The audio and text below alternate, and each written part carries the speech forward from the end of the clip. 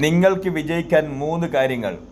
നിങ്ങൾക്ക് ജീവിതത്തിൽ വിജയിക്കണോ എങ്കിൽ ഈ വീഡിയോ സ്കിപ്പ് ചെയ്യരുത്. അവസാനം ഒരു സീക്രട്ട് ഞാൻ പറഞ്ഞു തരാം. ഒന്നാമത്തെ കാര്യം സ്ഥിരത. ദിവസം 1 മണിക്കൂറാണെങ്കിലും നീ തുടങ്ങിയത് നിർത്തരുത്. ക്യാരറ്റ് ജ്യൂസ് പോലെയാ. ഒരു ദിവസം കുടിച്ചിട്ട് കാര്യമില്ല, ദിവസവും കുടിക്കണം. അപ്പോഴേ റിസൾട്ട് കാണുകയുള്ളൂ. രണ്ടാമത്തെ കാര്യം പഠിക്കുക. വിജയിച്ചവർ എന്ത് ചെയ്യുന്നുവെന്ന് നോക്കൂ. അവരുടെ വീഡിയോ കാണൂ. തെറ്റിൽ നിന്ന് പഠിക്കൂ. നിനക്ക് അറിയാത്തത് ചോദിച്ചു പഠിക്കാൻ നീ നാണിക്കരുത്. മൂന്നാമത്തേത് സ്വയം വിശ്വസിക്കുക. 10 പേര് പറ്റില്ല എന്ന് പറഞ്ഞാലും നീ എനിക്ക് പറ്റുമെന്ന് പറയണം. ക്യാരറ്റ് കയ്പാണെന്ന് പറഞ്ഞിട്ടും ജ്യൂസ് കുടിച്ചാൽ ഗുണം കിട്ടില്ലേ? അതുപോലെയാ.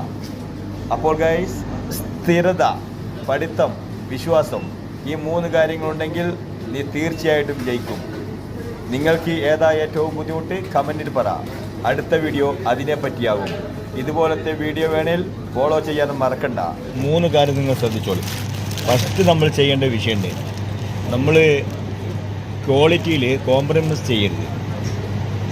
അത് ഉപഭോക്താവ് വന്നിട്ട് ഒരു സാധനം ചീഞ്ഞ സാധനം കൈമേൽ കിട്ടിക്കഴിഞ്ഞാൽ അത് ക്യാരറ്റിൻ്റെ ഇല, വാടിയ ഇലയാണെങ്കിൽ പോലും കിട്ടിക്കഴിഞ്ഞാൽ പിന്നീട് കസ്റ്റമർ വരില്ല. നല്ല സാധനമായിരിക്കണം. നല്ല ഫ്രഷാക്കി വൃത്തിയാക്കി നല്ല രീതിയിൽ തുടച്ച് വൃത്തിയാക്കി പാക്ക് ചെയ്ത് കസ്റ്റമർ കണ്ടു കഴിഞ്ഞാൽ കസ്റ്റമർക്ക് ആകർഷിക്കണം. കസ്റ്റമർ ഇങ്ങനെ എടുത്തു കഴിഞ്ഞാൽ രണ്ടാമത് തിരിച്ചങ്ങോട്ട് ഇടാൻ പാടില്ല. ചീഞ്ഞ സാധനങ്ങളുണ്ടെങ്കിൽ നിങ്ങൾ എടുത്ത് മാറ്റുക. ഓക്കെ, അത് നോട്ട് ചെയ്ത് വെച്ചോ. ക്വാളിറ്റിയിൽ കോംപ്രമൈസ് ചെയ്യരുത്. പിന്നെ വേണ്ടത് രണ്ടാമതായിട്ട് നമ്മൾ ചെയ്യേണ്ട വിഷയം റിലേഷൻഷിപ്പാണ്. നല്ല ബന്ധം എപ്പോഴും കസ്റ്റമറായിട്ടുണ്ടായിരിക്കണം. എല്ലാ കസ്റ്റമറും ഒരേ രീതിയിലുണ്ടാവില്ല. നമ്മൾ 5 പേരിൽ 5 രീതിയിലാണ്. ചൂടാവുന്ന കസ്റ്റമർ ഉണ്ടാവും. വില കുറക്കാൻ വേണ്ടി പറയുന്നിട്ട് ചൂടാവുന്ന കസ്റ്റമർ ഉണ്ടാവും. പക്ഷേ അവരോട് ചൂടാവരുത്. അവരോട് പറയണം, ഇത് ഇന്ന് തക്കാളി ഇന്ന് റേറ്റാണ്, പിന്നെ നല്ല സാധനമാണ്, ഇതെടുത്തോ എന്നൊക്കെ പറഞ്ഞിട്ട് നല്ല നിലയിൽ അവർ സംസാരിക്കണം. അവർ ചൂടായി കഴിഞ്ഞാൽ നിങ്ങൾ തിരിച്ച് അവരോട് ചൂടാകരുത്. പിന്നെ വേണ്ടത് എന്താ, നമുക്ക് മൂന്നാമത്തെ കാര്യം, എന്നോടൊരു കാര്യം പറയാൻ മറന്നുപോയി.